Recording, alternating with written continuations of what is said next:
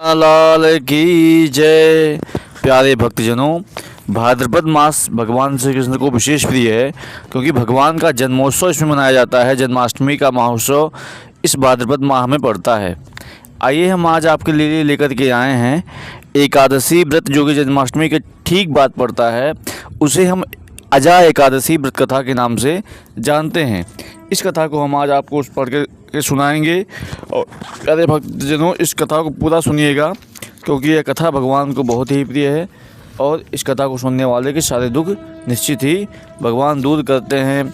तो आइए हम बहुत विलंब ना करते हुए आपको अजा एकादशी व्रत कथा हम सुनाते हैं।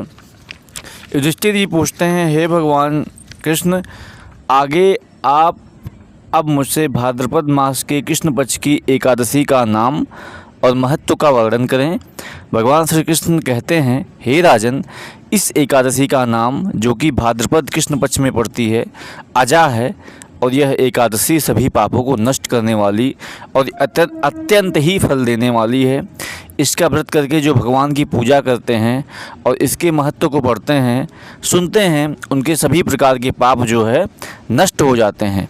अब इस व्रत का फल किसको किस प्रकार प्राप्त हुआ वह सुनो। बहुत समय पहले की बात है। समस्त पृथ्वी का चक्रवर्ती तथा सत्य प्रतिज्ञ वाला हरिश्चंद्र नामक राजा हो चुका है। राजा हरिश्चंद्र की कथा यहाँ पे आती है। उनके किसी कर्म के कारण उनका समस्त राज्य यहाँ तक नष्ट हो गया कि उनको अपने पुत्र एवं स्त्री को बेचने के लिए मजबूर होना पड़ा।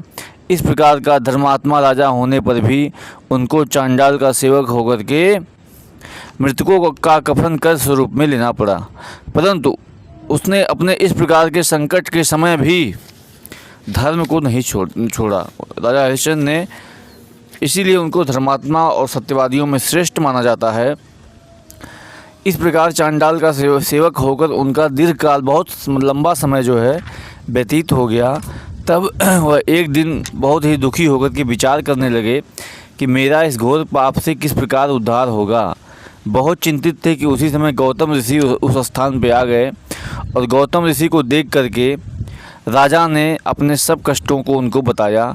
गौतम ऋषि राजा की इन कष्टपूर्ण बातों को सुनकर के बहुत दुखी हुए और राजा को अजा एकादशी के व्रत के अनुष्ठान का उपदेश दिया और कहा, हे राजन, भाद्रपद में कृष्ण पक्ष की एकादशी व्रत का अनुष्ठान विधान पूर्वक करो और समस्त रात्रि जागरण करके भगवान का ध्यान करो।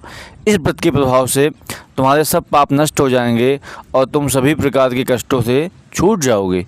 इस प्रकार राजा को उपदेश दे करके मुनि जी, गौतम ऋषि वहाँ से चले गए।